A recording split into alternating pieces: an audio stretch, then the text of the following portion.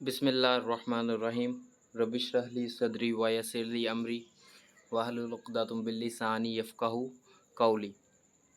आज हम लोग कोशिश करेंगे कि हम रोटेशंस को समझें। ठीक है, आज का ये जो सा लेक्चर होगा इसमें आपको रोटेशंस की समझ आएगी इसमें आपको एंगल्स की समझ आएगी।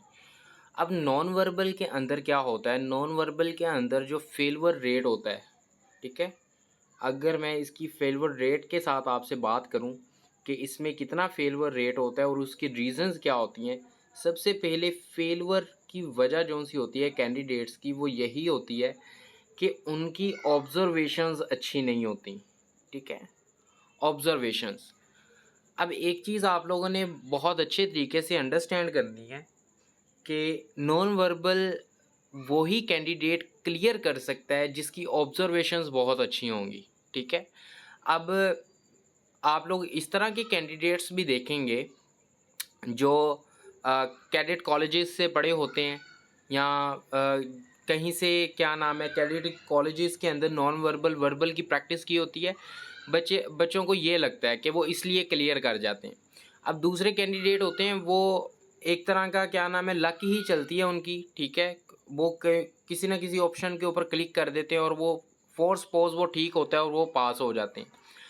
अब जो बच्चे नहीं हो पाते, अब देखें ना, लक हर किसी की अच्छी नहीं होती। ठीक है, अगर 1000 बंदा खड़ा है तो 2 की लक अच्छी होगी almost. On the other and सब ने हार्ड वर्किंग तो करना है ना। अब हार्ड वर्किंग पर्सन नहीं चाहिए। वर्बल नॉन वर्बल को जोन सा है कंप्लीट करने के लिए हार्ड वर्किंग नहीं चाहिए। अब कैंडिडेट्स के अंदर दो तरह के कैंडिडेट्स पाए जाते हैं, एक हार्ड वर्किंग पाए जाते हैं और एक स्मार्ट वर्किंग। ठीक है, hard work and smart work. अब हार्ड वर्क के लिए एक ऑफिसर की रिक्वायरमेंट नहीं होती। ठीक है, अफसर को कभी भी हार्ड वर्क के लिए चुना ही नहीं जाता। उसके लिए आपके पास ऑलरेडी एक सिपाही मौजूद है। ठीक है, सिपाही से ज़्यादा कोई हार्ड वर्किंग होता है? कोई भी नहीं होता। ठीक है, जितना ज़्यादा सिपाही हार्ड वर्किंग होता है, जिस कदर उसकी ट्रेनिंग हार्ड होती है, आई होप सो कि जो ऑफिसर होता है उसका 1% भी मेरे ख्याल से उनको ट्रेनिंग नहीं करवाई जाती। उनको जस्ट क्या सिखाया जाता है, स्मार्ट वर्क सिखाया जाता है कि एक मुश्किल काम को आसानी से कैसे कर सकते हैं। अब वो सारी की सारी चीज़ें आपकी ऑब्जर्वेशंस के अकॉर्डिंग होती हैं। कैसे ऑब्जर्वेशंस के अकॉर्डिंग होती हैं? आप देखें कि एक मज़दूर का बच्चा हो जो सा, ठीक है, मज़दूर होता है, उसका जो सा बेटा होगा ना वो बहुत हार्ड वर्किंग होगा। ठीक है, हार्ड वर्किंग से मुराद है कि वो मेंटल वर्क भी बहुत ज़्यादा करता होगा और फिज़िकल वर्क भी बहुत ज़्यादा करता होगा। On the other hand businessman देखें अगर हम लोग, ठीक है, उसका कोई बच्चा है या उसका कोई बेटा है, वो जोन सा करेगा वो स्मार्ट वर्क करेगा। अब इसकी एग्जांपल देने की मकसद क्या है, एक लेबर की और एक बिजनेसमैन की। आप जो देखते हैं ना आप वो ही करने की कोशिश करते हैं। आपकी ऑब्जर्वेशंस बहुत ही डीप होनी चाहिए। ठीक है, आपका मेंटल वर्क जोन सा है सारी की सारी ऑब्जर्वेशंस के ऊपर है। आप क्वेश्चंस को किस तरीके से देख रहे हैं ये मैटर करता है। क्वेश्चन क्या है, क्वेश्चन कैसा है, उसका टॉपिक क्या है, इससे लिंक बिल्कुल भी नहीं ये चीज़ करती। ठीक है, अब इसमें देखें तो इस क्वेश्चन के अंदर रोटेशंस हो रही हैं। ठीक है, ये नॉन वर्बल का सबसे इम्पोर्टेंट क्वेश्चन है। अब ये जो सा क्वेश्चन है, अब कैंडिडेट्स को एक और चीज़ बहुत ज़्यादा डिफ़िकल्टी आती है इस चीज़ के अंदर कि सर जो आप क्वेश्चंस करवाते हैं उस तरह के क्वेश्चंस जो से हैं बहुत कम आते हैं। बट उसी लिहाज से उसी मसलन के टिप्स एंड ट्रिक्स के ज़रिए वो क्वेश्चन सॉल्व हो रहे होते हैं। तो स्लाइड्स के अंदर जो क्वेश्चंस होते हैं वो क्वेश्चंस तमाम के तमाम मौजूद नहीं होते। ठीक है, आपका हर दफ़ा जो इनिशियल टेस्ट जनरेट होता है ना वो एक नए वर्बल्स आ जाते हैं, नई तरह की शेप्स आती हैं। वो किसी किस्म के पास्ट पेपर हमेशा उठा के नहीं देते। पास्ट पेपर आते हैं जो मैं आपको नोट्स की शक्ल में प्रोवाइड करूँगा। फ़रज़ीन आपको भी मैं प्रोवाइड कर दूँगा। सर ने लास्ट टाइम मुझे कहा था बट मैं ड्यू टू वर्क मेरे जहन से निकल गया। तो इंशाल्लाह ताला आज आपके साथ भी शेयर कर देते हैं अगेन। तो वो तमाम के तमाम जो से नोट्स हैं उसमें आप प्रैक्टिस तो कर सकते हैं। बट अगर आप मैंने 100 एमसीक्यूज दिए हैं नंबर सीरीज़ के, उसमें से 100 में से आपसे 10 पूछ लेंगे। ठीक है। रिमेनिंग सारे के सारे न्यू होंगे, बट जो न्यू होंगे वो सारे के सारे आपको नोट्स के अंदर ही प्रोवाइड होंगे, ठीक है। और नोट्स के अंदर जिस तरीके से वो क्वेश्चंस किए होंगे उसी तरीके से आपको किसी भी किस्म का क्वेश्चन आ जाए वो भी हो जाता है। अब रोटेशंस को सीखना है आपने, इस क्वेश्चन को रटा नहीं लगाना किसी किस्म का। ये क्वेश्चन इस तरह का है कि इसके अकॉर्डिंग ही सारे क्वेश्चन सॉल्व होंगे। अब ये वाला जो सा क्वेश्चन है, अगर इसकी रोटेशन सीख लें तो आप 200 प्लस एमसीक्यूज भी इस तरह के कर सकते हैं। अब इसमें देखते हैं कि इसमें क्या हो रहा है। सबसे पहले तो देखें शेप आपके पास किस तरह की है। अब इसमें क्वेश्चन को एनालिसिस करने का तरीका क्या है, प्रॉब्लम्स देखें, अल्फ़ा, बीटा, चार्ली, डेल्टा। मुझे 4 क्वेश्चंस दिए गए हैं। एक क्वेश्चन दिया गया है, फिर उस क्वेश्चन से अगली रोटेशन के बाद दूसरा क्वेश्चन बन गया, फिर रोटेट किया है, तीसरा क्वेश्चन बन गया, फिर रोटेट किया है, फोर्थ वन, ऐसी रोटेशंस होती चली जा रही हैं, ठीक है। अब आपको फ्रेम ऑफ रेफरेंस बहुत अच्छे तरीके से आना चाहिए। मैंने ये डायरेक्शंस के क्वेश्चंस में आप लोगों के साथ डिस्कस किया हुआ है। जो कैंडिडेट्स न्यू हैं उनके लिए मैं दोबारा बता रहा हूँ। तो आपको हमेशा याद होना चाहिए, ये आपके इंटरव्यू के अंदर भी पूछा जाएगा। आपसे पूछा जाएगा क्या kindly you can tell me आपका जो सा है नॉर्थ किस तरफ है, ठीक है। हमेशा याद रखें, जब आपने खुद अपने अकॉर्डिंग बात करनी है ना, जब भी अपने अकॉर्डिंग बात करें या किसी और के अकॉर्डिंग बात करें, हर शख्स का जो नॉर्थ होता है ना उसके फोरहेड के बिल्कुल सामने होता है, ठीक है। नॉर्थ बिल्कुल फोरहेड के जो सामने होगा आपका नॉर्थ होगा। और इसी तरीके से जो राइट साइड पे चीज़ होगी, राइट साइड पे ईस्ट होता है। इसको आप इस तरीके से याद रख सकते हैं, ईस्ट इंडिया कंपनी, ठीक है। ईस्ट इंडिया कंपनी है, ईस्ट में हमारी इंडिया मौजूद है, तो ईस्ट इस तरफ होता है हमारे, ठीक है। ईस्ट के बिल्कुल ऑपोजिट साइड पे हमारे वेस्ट आ जाता है और नॉर्थ के बिल्कुल ऑपोजिट साइड पे साउथ आ जाता है। अब ये जो सा फ्रेम ऑफ रेफरेंस बनाया है ना, ये मैंने अपने अकॉर्डिंग बनाया है। आप लोग मेरा मुकम्मल तौर पे मिरर इमेज है, ठीक है। मिरर इमेज में मैंने बताया था जो आपकी लेफ्ट होती है वो राइट हो जाती है, जो राइट होता है वो आपका लेफ्ट हो जाता है, ठीक है। इसी तरह मिरर इमेज बनेगा ना। तो जो मेरा ईस्ट है, मेरा राइट इस तरफ है, जो अभी मैंने बना के दिखाया आप लोगों को। आप लोगों का ईस्ट इस तरफ नज़र आएगा जहाँ पे वेस्ट लिखा हुआ है। आपके मैंने अपना फ्रेम ऑफ रेफरेंस अपने अकॉर्डिंग बनाया है, आप लोगों ने अपना फ्रेम ऑफ रेफरेंस अपने अकॉर्डिंग बनाया करना है, ठीक है। अब पहले तो ये चीज़ आपको अच्छे तरीके से याद होनी चाहिए कि आपने ये सारा वर्क मेंटली करना है, ठीक है। अगर किसी कैंडिडेट की मेंटल मैथ्स बहुत अच्छी नहीं है तो उनके लिए मैं एक ही एडवाइस करता हूँ उन बच्चों को, वो ये है कि आपके पास जो रोल नंबर स्लिप होगी है ना, आपके पास जो रोल नंबर स्लिप होगी उसकी 3 से 4 फोटोकॉपीज़ करवा लें, ठीक है। एक फ़ोटोकॉपी जो होगी वो उनके पास चली जाएगी और वो उसके ऊपर स्टैम्प लगा देंगे। जो 2 फोटोकॉपियाँ होंगी उसकी बैक साइड ब्लैंक होगी, मुकम्मल तौर पे वाइट होगी पीछे, ठीक है। A4 साइज़ का पेपर होता है वो ब्लैंक साइड के ऊपर आपने बहुत ही छोटा सा फ्रेम ऑफ रेफरेंस बना लेना है। एक बॉल पॉइंट आप अपने साथ लेके जाइएगा, एक फ़ाइल ले लीजिएगा, उसके अंदर 2-3 बॉल पॉइंट्स उसके अंदर रख दीजिएगा, 1-2 बॉल पॉइंट्स आप अपने पास रख लीजिएगा। फॉर एग्ज़ाम्पल अगर वहाँ आपकी चेकिंग वगैरह करते हैं तो आपकी जो सी है पॉकेट में से बॉल पॉइंट अगर वो निकाल के रखना चाहें तो रख लें, ठीक है। अदरवाइज़ फाइल में जो सी बॉल पॉइंट्स होंगी उनको वो बिल्कुल भी क्या नाम है आपसे नहीं लेंगे, क्योंकि फॉर्म वगैरह फिल करना होता है उधर, इसलिए। तो छोटा सा फ्रेम ऑफ रेफरेंस बना के east, north, west and south आप लिख लीजिएगा। अब इस क्वेश्चन को और किस तरीके से करना है। अब ये फ्रेम ऑफ रेफरेंस में आपको डायरेक्शंस का पता चल गया, नॉर्थ कौन सा है, ईस्ट कौन सा है, साउथ कौन सा है और वेस्ट कौन सा है। अब इसके अकॉर्डिंग आपको हमेशा पता होनी चाहिए रोटेशंस क्या हैं। ये 0 डिग्री होता है, ईस्ट के ऊपर हमेशा 0 डिग्री होगा हमारा। और जब हम 0 डिग्री से नॉर्थ में आएंगे तो 90 डिग्री रोटेट करेंगे हम लोग मुकम्मल तौर पे, ठीक है। ये डिग्री का साइन होता है एक छोटा सा सर्कल, ऐसे होता है। ये मैथ्स की एक टर्म है जिसके अंदर मैं दोबारा से थोड़ा सा प्रोमिनेंट लिखने की कोशिश करता हूँ। ये इस तरीके से एक डिग्री का निशान होगा 0 डिग्री। जब आप एक डायरेक्शन से दूसरी डायरेक्शन के अंदर आते हैं तो आप 90 डिग्री जो सा है रोटेट करते होते हैं हमेशा। उसके बाद जब आपने नॉर्थ की डायरेक्शन से वेस्ट की डायरेक्शन में आना है तो 90 में 0 में 90 प्लस किया तो 90 डिग्री आ गया। 90 में 90 प्लस करना है तो कितना आ जाना है 180 डिग्री, यानी कि हमारा जो सा वेस्ट होता है वो 180 डिग्री के ऊपर मौजूद होता है। इसी तरीके से 180 डिग्री के बाद आपने 90 मज़ीद प्लस करना है उसके अंदर, ठीक है। जैसे मैंने पहले कहा, जब आपने रोटेट करना है आपने 90 डिग्री ही रोटेट किया करना है। ईस्ट से नॉर्थ की तरफ जा रहे हैं 90 रोटेट कर रहे हैं, नॉर्थ से वेस्ट की तरफ जा रहे हैं 90 रोटेट कर रहे हैं, वेस्ट से साउथ की तरफ आ रहे हैं तो 90 ही रोटेट कर रहे हैं। तो 90 डिग्री प्लस करेंगे 180 में तो 270 डिग्री बन जाएगा। इसी तरीके से जब हम प्लस 90 डिग्री करेंगे 270 के अंदर तो मेरे पास 360 डिग्री भी आ जाएगा। यहाँ पे मैं इधर करके लिख लेगा हूँ 360 360 डिग्री, यानी कि एक चीज़ मुझे कंफर्म हो गई है, जो वेस्ट होता है ईस्ट होता है वो 0 डिग्री के ऊपर भी बेस करता है और वो 360 डिग्री के ऊपर भी बेस करता है, ठीक है।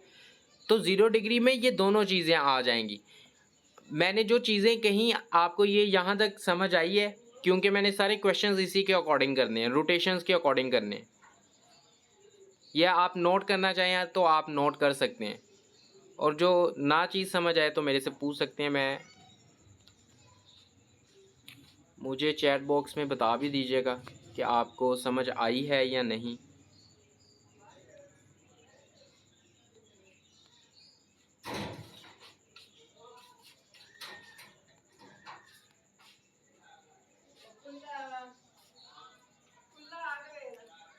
जी फरजीन, काइंडली आप भी बताइएगा, आपको भी मेरी जो सी है अभी कंसेप्ट बताया आपको समझ आई है। आपके लिए थोड़ा सा टफ होगा फरजीन,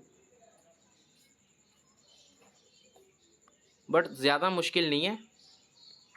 ओके ग्रेट, ज़्यादा मुश्किल नहीं है, रॉकेट साइंस नहीं है किसी किस्म की। आगे चलते हैं।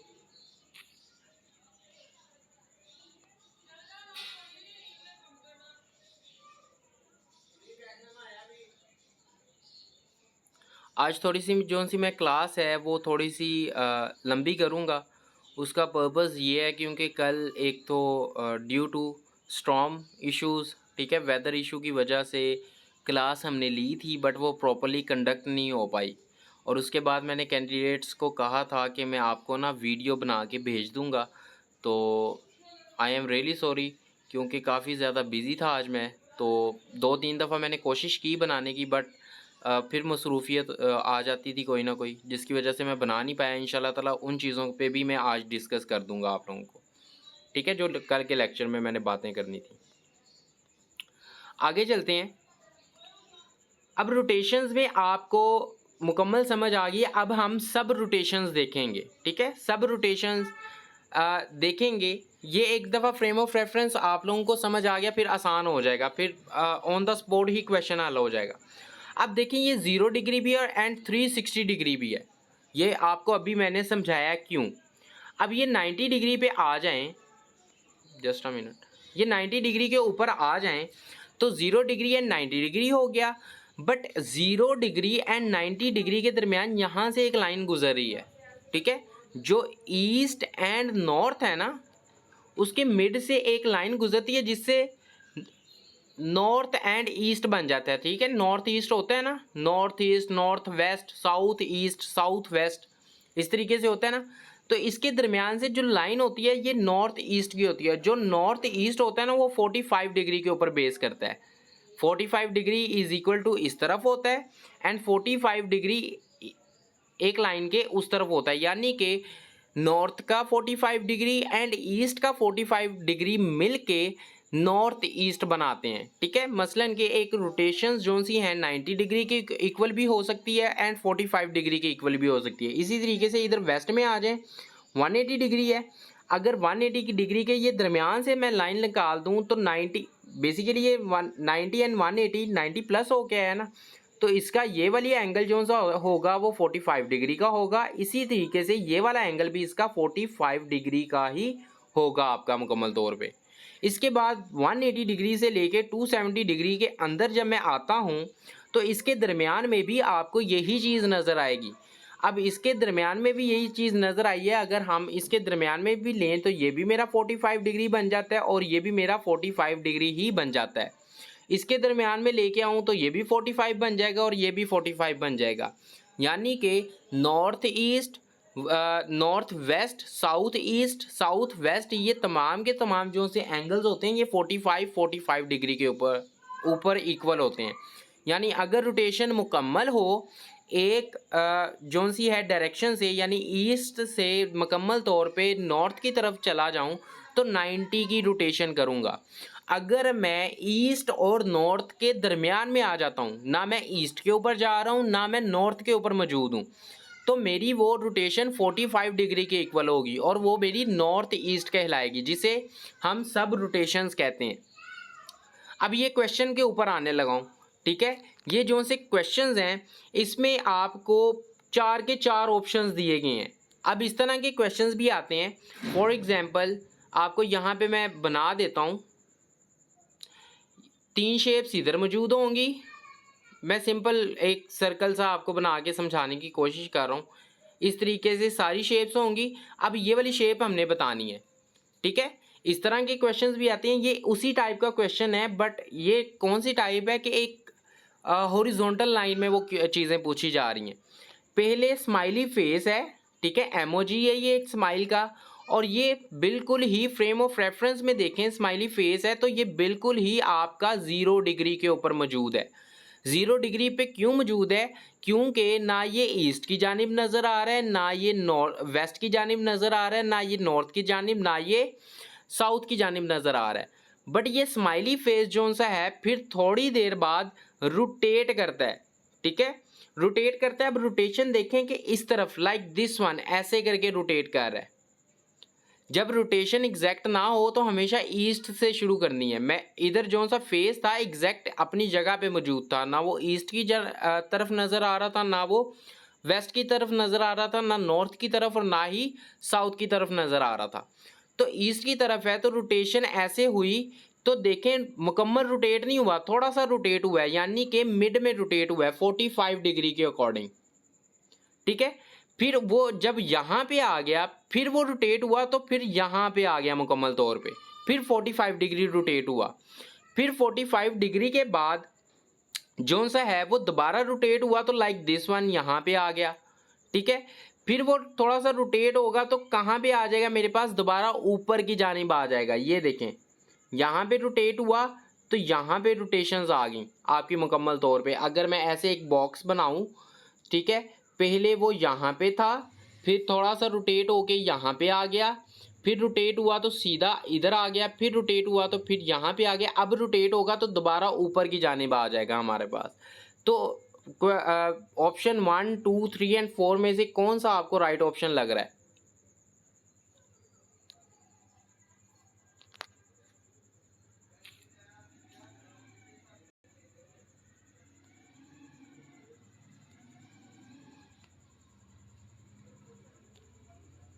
इब्तिसाम कह रहे हैं ऑप्शन 3।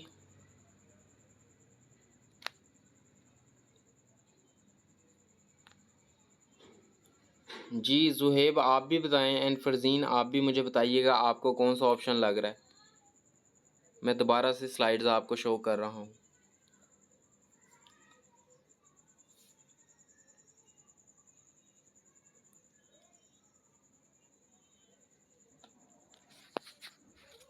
ये देखें अभी ये यहाँ पे है, ये जो सा इस जगह पे है, ठीक है। जो मेरी क्या बन रही है, स्माइली फेस को लेके आना है मैंने। 270 डिग्री नीचे की जानब 270 डिग्री होता है। फिर वो थोड़ा सा जो सा है एंटी क्लॉकवाइज रोटेट हुआ तो इस कॉर्नर के ऊपर आ गया, ठीक है, स्माइली फेस। फिर थोड़ा सा रोटेट हुआ इस कॉर्नर के ऊपर आ गया, फिर थोड़ा सा रोटेट हुआ इस कॉर्नर पे आ गया, फिर दोबारा रोटेट होगा तो ये मिड में आ जाएगा अगेन, ठीक है। Charlie will be the right option. Ibtisam आप बिल्कुल ठीक कह रहे हैं।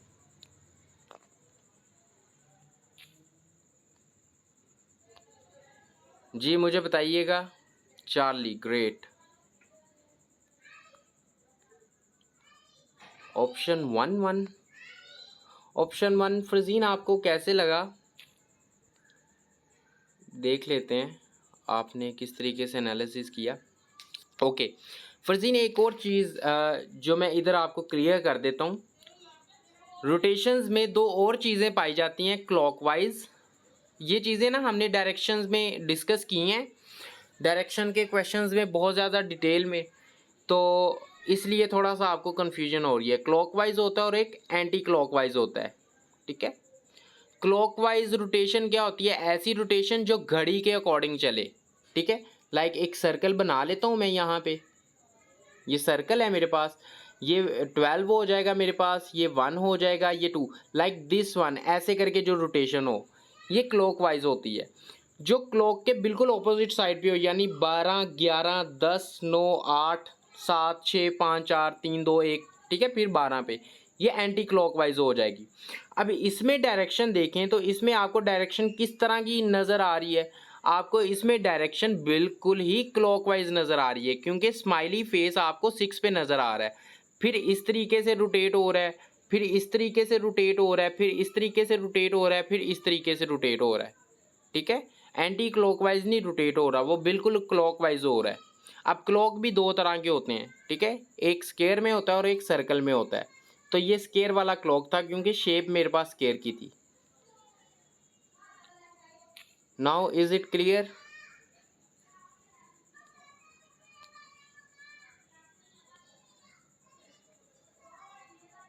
ओके इसलिए आपने 1 बोल दिया था क्योंकि रोटेशंस आपने एंटी क्लॉकवाइज कर दी हैं।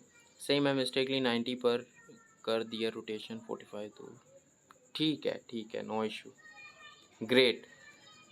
अब अगले क्वेश्चंस में मैं जोन सा है आप लोगों से ज़्यादा पूछूंगा, अगर कोई न्यू चीज़ हुई फिर मैं आपको बताऊंगा। इसमें मुझे आप लोग बताइएगा आपको क्या चीज़ ऑब्जर्वेशंस में आ रही है, आपको क्या चीज़ ऑब्जर्वेशन के अंदर आ रही है, आपको क्या फील हो रहा है इस चीज़ के अंदर।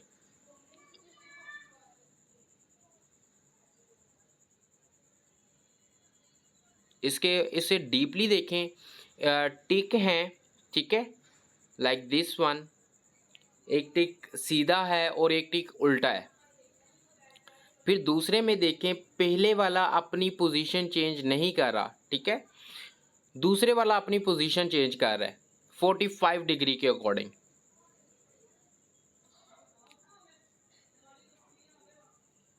फिर इसमें देखें, ये वाला इस तरीके से है एंड ये वाला इस तरीके से है, लाइक दिस वन, ठीक है। पहले वाला अपनी रोटेशन चेंज नहीं कर रहा, यानी कि इसमें भी पहले वाला रोटेशन चेंज नहीं कर रहा, इसमें भी नहीं कर रहा, इसमें भी नहीं कर रहा और इसमें भी नहीं कर रहा। तो अब आपने बताना है जो पहले वाला है वो जोन सा है इस तरीके, इस कॉर्नर के ऊपर मौजूद है, इस कॉर्नर के ऊपर मौजूद है, ठीक है। दूसरे में भी वो अपने उसी पोजीशन पे रहता है, फिर वो इस कॉर्नर से छोड़ के इस कॉर्नर के ऊपर आ जाता है, यानी कि वो 45 डिग्री रोटेट कर रहा है। तो 45 डिग्री रोटेट कर रहा है, इसके बाद ये कहाँ पे आएगा, इस कॉर्नर में आ जाएगा। तो इस कॉर्नर में ये कहाँ पे मौजूद है, ये मेरे पास ऑप्शन 1 के अंदर मौजूद है एंड ऑप्शन नंबर 4 के अंदर, यानी कि अल्फ़ा एंड डेल्टा के अंदर मौजूद है। बीटा एंड चार्ली मेरा ऑप्शन नहीं होंगे। मज़ीद इसको क्लैरिफाई कर लेते हैं, क्या अल्फ़ा ठीक है या डेल्टा ठीक है। अब दूसरे वाले को देखें, दूसरे वाला इस कॉर्नर के ऊपर है, अगर इसे मैं 45 रोटेट करूं तो इस कॉर्नर पे आ जाएगा, ठीक है।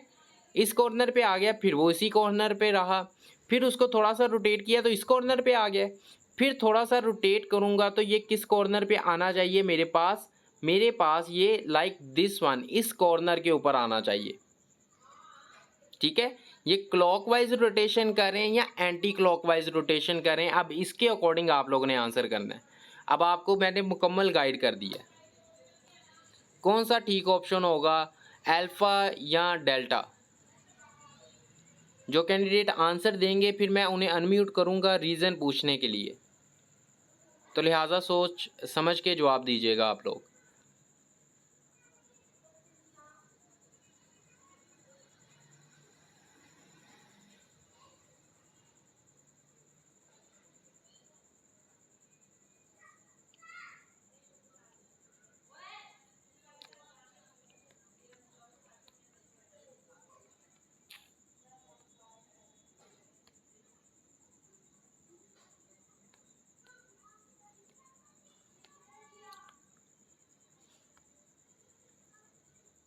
Alpha, are you sure? Ibtisam, दोबारा से सोच लें थोड़ा सा। बच्चों, मैंने जो पहली बात ही आपको कही थी वो ये कही थी कि ये देखें कि ये अपनी पोजीशन चेंज नहीं कर रहा, ठीक है। जब वो पहले वाला रोटेशन चेंज नहीं कर रहा, दूसरे वाला रोटेशन भी चेंज नहीं कर रहा। जब वो एक दफ़ा रोटेशन चेंज करता है, फिर नेक्स्ट टाइम वो रोटेशन चेंज नहीं करता। इसमें उसने रोटेशन नहीं चेंज की, इसमें भी उसने रोटेशन नहीं चेंज की। जब इसने इन दोनों में रोटेशन नहीं चेंज की, जब वो थर्ड टाइम आया तो उसने अपनी रोटेशन क्या कर ली? चेंज कर ली। फिर उसने दोबारा रोटेशन बिल्कुल भी चेंज नहीं की। इसी तरीके से इसमें उसने रोटेशन चेंज की हुई है, इसमें भी रोटेशन चेंज नहीं की, इसमें भी रोटेशन चेंज नहीं की।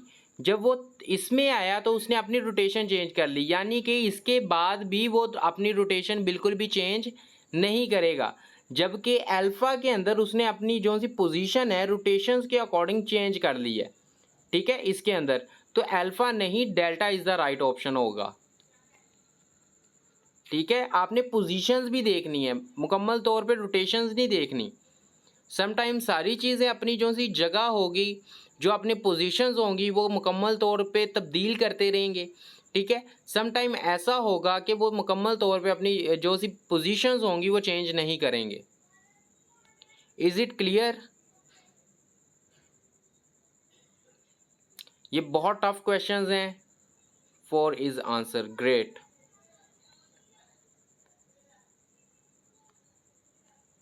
ओके, मैंने आपको जो सा है लेक्चर स्टार्ट होने से पहले यही कहा था, बस पोजीशन को आप लोगों ने जहन में रखना है, ठीक है। आप लोगों को हिंट्स देने का मकसद यही होता है कि आप लोग किस तरीके से सोच रहे हैं। चलें अब नेक्स्ट पे चलते हैं। इसका आंसर आप लोगों ने मुझे करना है, इसका आंसर आपने करना है, वेरी वेरी इंपॉर्टेंट। इसके बाद एक और आएगा, वो भी बहुत ज़्यादा इंपॉर्टेंट होगा। इसमें रोटेशंस बिल्कुल नहीं है, इसमें पोजीशंस चेंजिंग है, बस पोजीशन चेंज होगी, उसके अकॉर्डिंग आप मुझे आंसर करें इसका।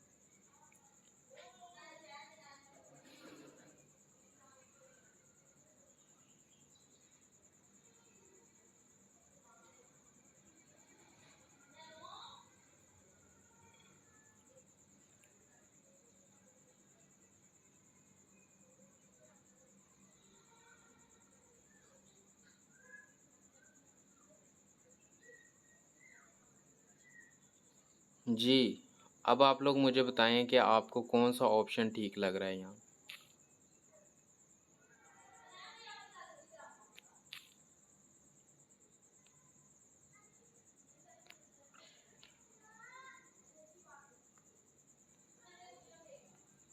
फरजीन का अल्फ़ा आंसर है, इब्तिसाम का भी अल्फ़ा है, अल्फ़ा है। सो फरजीन आप ख़ुद को अनम्यूट करें और हमें बताइएगा कि आपको क्यों लगा कि alpha is the right option. जी, आप अपना माइक अनम्यूट कर सकती हैं।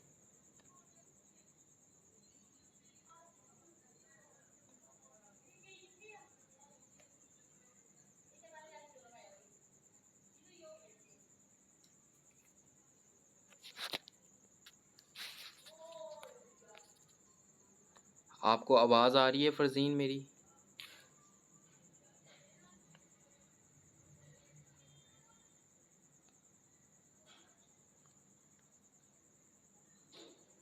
अनम्यूट नहीं हुआ।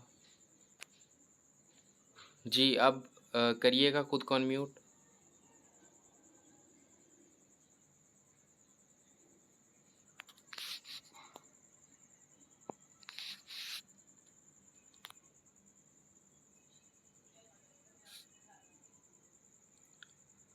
हमें आवाज़ नहीं आ रही फ़रज़ीन आपकी।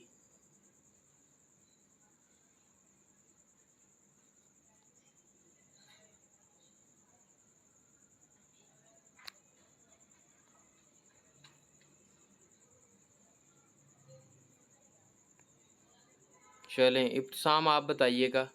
मेरे ख़्याल से किसी किस्म का उनकी तरफ से इशू है जिसकी वजह से आवाज़ नहीं आ रही। जी इब्तिसाम।